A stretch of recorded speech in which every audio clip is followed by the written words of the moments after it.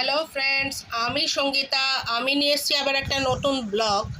এটা কেউ চেনেন কি? আমি তো অন্তত বুঝতে পারিনি যখন আমার পড়োশি আমার হাতে দিল, বললো আন্টি আপনি এটা দিয়ে ঘুগনি বানিয়ে খান। তো দেখুন এটা চিনতে পারেন কি না, কী জিনিস। চিনতে পারলে তো খুবই ভালো, না চিনতে পারলে আস্তে আস্তে ব্লগে জানতে পেরে যাবেন। Thank you. মটরগুলো ভিজিয়ে দেওয়ার পরে এই রকম হয়ে যাবে, যে দেখাচ্ছিলাম শুকনো শুকনো মটরগুলো, সেইগুলো ভেজানোর পরে পুরো এক রাত্রে ভিজিয়ে রেখে দিয়েছিলাম, তারপরে এইরকম ফুলে ফুলে উঠেছে। চলুন এরপরে এইগুলোকে সিদ্ধ করব, সিদ্ধ করে আবার নিয়ে আসছি আপনাদের জন্য।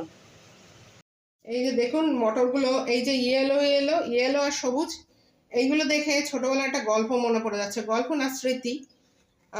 আমি যখন ছোট ছিলাম তখন একটা কাকু আমাদের পাড়ায় এই লাল খুব ডিপ সবুজ, এটা হালকা সবুজ আর খুব ডিপ ইয়েলো ছোলা আলু আর পাঁচ মিশালি একটা মটর বানিয়ে দিত। তার মধ্যে চাট মশলা টশলা দিয়ে, এখন বুঝি কি কি মশলা দিত, দিয়ে বানিয়ে দিত। তার যে কি স্বাদ, 10 টাকায় ছোট্ট একটা প্যাকেটে দিত। তো স্মৃতির ভিড়ে তার স্বাদের জন্য সেই স্মৃতিটা রয়ে গেছে। কিন্তু কালের নিয়মে সেই কাকুও কোথায় হারিয়ে গেছে। আমাদের বাড়িতে বিহারি যে কাকু ঠোঙা বানানোর জন্য আসতো কাগজ নিতে, সেও হারিয়ে গেছে। কিন্তু কিছু কিছু মানে এই স্বাদের জন্য এই স্মৃতিগুলো, তাদের চেহারাগুলো মনে রয়েছে। এই গুলো এবার এর মধ্যে একটু নুন দিচ্ছি, জলটার মধ্যে এগুলো ছেড়ে দিচ্ছি। এগুলো একদম সিদ্ধ করে নিতে হবে। একদম সিদ্ধ করতে কতক্ষণ লাগবে জানি না, প্রেশার কুকার হলে খুব ভালো হতো। আমার প্রেশার কুকার সবকটাই বাড়িতে রয়েছে। এখন এই ভালো করে ঢাকা চাপা দিয়ে অনেকক্ষণ এটাকে নরম করে ফেলবো। চলুন তারপরে আবার ফিরবো, কি কি মশলা লাগবে দেখাচ্ছি। তো পুরো বেশি ভেদ ভেদ করে সিদ্ধ করলে কোনো জিনিসই ভালো লাগে না। এই যে দেখিয়ে দিচ্ছি, দেখুন এই যে গলে গেছে একদম, এই গলে গেছে, এই গলে গেছে। বাস এবার এটাকে ঘুগনির আকারে রান্না হবে, সেটা আপনাদের দেখাচ্ছি। ততক্ষণ মটরটা সিদ্ধ করছিলাম, ততক্ষণ মনে ছিল না আজকে মঙ্গলবার। তো সেই হিসাবে থালাটা সাজালাম। এখানে হচ্ছে এই তেজপাতা, তেলের মধ্যে জিরে ফোড়ন দিয়ে দিয়েছি, গরম হচ্ছে। আর এই দুটো শুকনো লঙ্কা নিয়েছি, একটু আদা ঘষে দেবো, কয়েকটা কাঁচা পাকা লঙ্কা নিয়ে নিয়েছি, আর টমেটো নিয়ে এসেছি। এরপরে দেবো জিরেগুলো ধরে করবো। এখানে দারচিনি লবঙ্গ এলাচ এসব দিতে হতো, নাই। গরম মশলা দিয়ে দেবো এবারে। আর এই আলু হচ্ছে ছোট ছোট করে কেটে নিয়েছি। আলুটা ভাজা হয়ে গেলে মোটামুটি ধরে নিতে হবে রান্না শেষ। তো এখন শুরু করছি। প্রথমে দুটো তেজপাতা দিয়ে দেবো,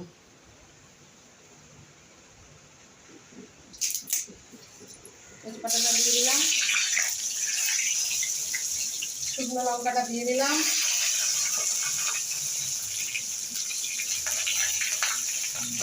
আমার ক্যামেরাম্যান পালিয়ে যাচ্ছে, যেহেতু এগুলো ফুটছে বলে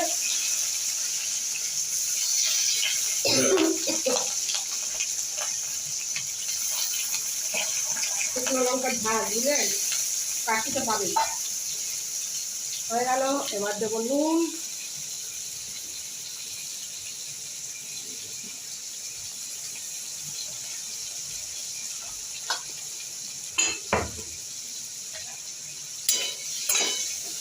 এবার দেবো হলুদ গুঁড়ো।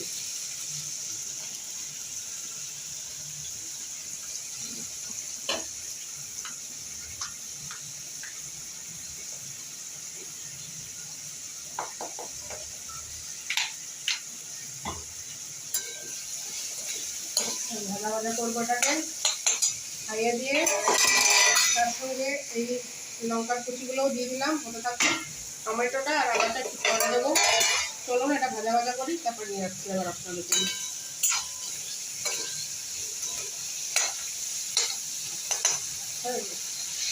ভাজা হয়ে গেছে, এই পর্যায়ে আমি টমেটোটা দিয়ে দিচ্ছি।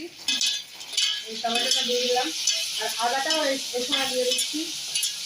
যদি কেউ পেঁয়াজ রসুন দিয়ে রান্না করতে চান, আমার মতন প্ল্যানিং থাকে, তাহলে একদম কুচি কুচি করে, ছোটো ছোটো করে কুচি কুচি করে পেঁয়াজটা আর রসুনটা কেটে কুচি করে, ভিজতে হবে না বা ঘোরাতে হবে না, দিয়ে দেবেন। দেখবেন গ্রেভির কোনো অসুবিধা হবে না, সুন্দর পেঁয়াজটা গলে যাবে। আর ওই রসুনটাও মুখের মধ্যে হালকা হালকা বাড়বে, কোনো অসুবিধা হবে না, ভালোই লাগে। আমি 2-3 বার ঘুগনি এরমভাবে বানিয়েছি, অসুবিধা হয়নি। অবশ্যই এই মটরে বানাইনি, যেরকম মটর পাপড়ি চানাটানা এগুলো বানাই, অসুবিধা হয় না।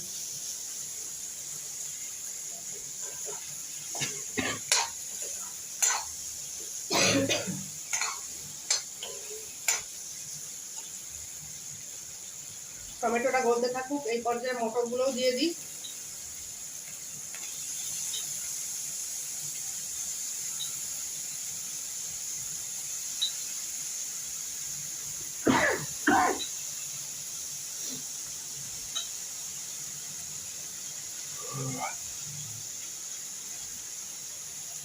এই মটরগুলো আমি নুন দিয়ে সেদ্ধ করেছিলাম, ওই জন্য এমনি শুধু খাওয়া যাচ্ছে, এর মধ্যে নুন ঢুকে গেছে। কেন নুনটা একটু কমই দেবো, আগে একটুখানি আলু ভাজার সময় দিলাম, আর এখন একটুখানি দেবো, অল্প একটু দেবো। একটা জিনিস দেখাই, দেখুন এটা হচ্ছে আমার চামচ, নুনের চিনির সব এগুলো হচ্ছে আমার চামচ। এইগুলো হচ্ছে আমরা কচুরি খেলে এখানে পাই, সেগুলো দিয়েই বানিয়ে নিয়েছি। যখন যেখানে থাকো তখনকার মতন নিজেকে ঢেলে নাও। আর এই হলো শুকনো লঙ্কার গুঁড়ো, একটু ঝাল ঝাল বানাবো বলে একটু বেশি দিয়ে দিচ্ছি, হয়ে গেল। এটা আমার হিসাবে বেশি, আমার ছেলে তো একদম ঝাল খায় না তাই। আচ্ছা, এবারে এগুলো নাড়তে থাকি। টমেটোর যে জুসটা আছে তাতে মশলাগুলো পোড়া ধরবে না। এরপরে জিরের গুঁড়ো, লঙ্কার গুঁড়ো তো দিয়ে দিলাম, জিরের গুঁড়ো আর ধনের গুঁড়োটা দেবো। হতে থাকুক, একটু ভাজা ভাজা করি।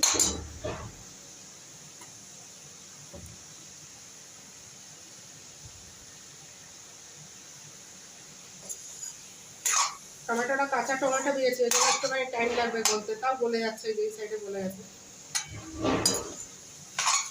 আধা কাঁচা আর কি, পুরো কাঁচা নয়, পুরো কাঁচা দিলে আরো টেস্টি হতো।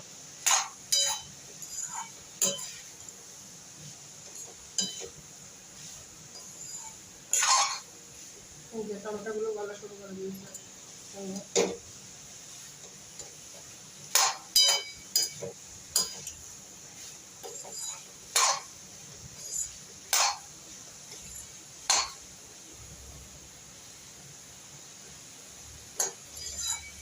চলুন আবার এটা একটু ভাজা ভাজা করি, তারপরে জিরের গুঁড়ো, ধনে গুঁড়ো, গোলমরিচের গুঁড়ো আর গরম মশলা দিয়ে আপনাদের দেখাচ্ছি।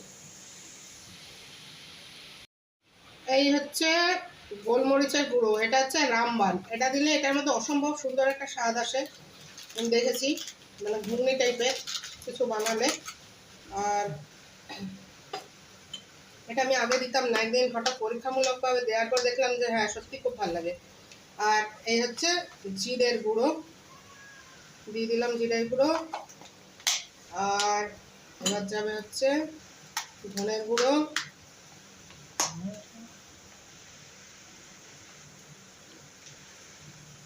এই ধনের গুঁড়ো দিয়ে দিলাম।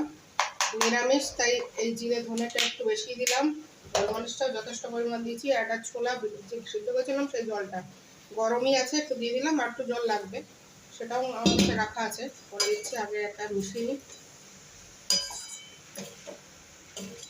বাস, এইবারে এর মধ্যে একটু পরিমাণ মতন জল দিয়ে দেবো, আর কটা আলু এইভাবে স্ম্যাশ করে দেবো। আমি বলেছি এটাতে ঘনত্ব বাড়ে, কয়েকটা এই ঘুগনি আলু আর মটর এগুলোকে একটু স্ম্যাশ করে দেবো। ব্যাস হয়ে গেছে। এইবারে জল দিয়ে লাস্টে ফুটে উঠলে গরম মশলা দিয়ে দেবো। ব্যাস পুরো তো প্রায় তৈরি হয়ে এসছে। একটু গরম মশলা দিয়ে তারপরে আমি একটু স্ট্যান্ডিং টাইম দেবো, তারপরে আপনাদের জন্য নিয়ে আসছি খাওয়া, মানে কীভাবে কী স্বাদ হলো সেটা বলবে আমার ছেলে। দিয়ে দিলাম গরম মশলা, একটু নেড়ে দিচ্ছি, আর একটু ভালো হবে এই জন্য গরম মশলাটা দিয়ে একটুখানি ঢেকে দেবো।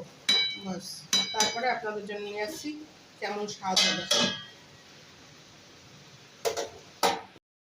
এবার একটা লেবুর একটুখানি ছিল, এটা দিয়ে দিচ্ছি উপর দিয়ে, দেখা যাক কীরকম তৈরি হলো। খাও, খায়ে বলো কেমন হয়েছে।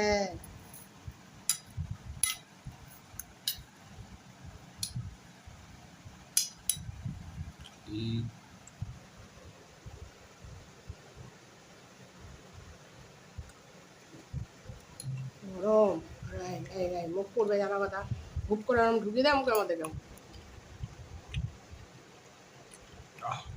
ঠিক আছে না, কথার কথা বলছো না সত্যি মন থেকে বলছো ভালো হয়েছে? ভালো হয়েছে, ভালো হয়েছে, ঠিক আছে, থ্যাংক ইউ। টেস্টি। টক লেবুর জন্য টক স্বাদটাও আসছে। হ্যাঁ, ওই জন্যই দিলাম লেবুটা। হ্যাঁ হ্যাঁ, ভালো লাগছে। আলুর সাথে সব মিশিয়ে ভালোই লাগে, পেট ভর্তি খাবার। ঠিক আছে, সন্ধ্যার সময় লুচি হয়ে যাবে, এখন আর হচ্ছে না।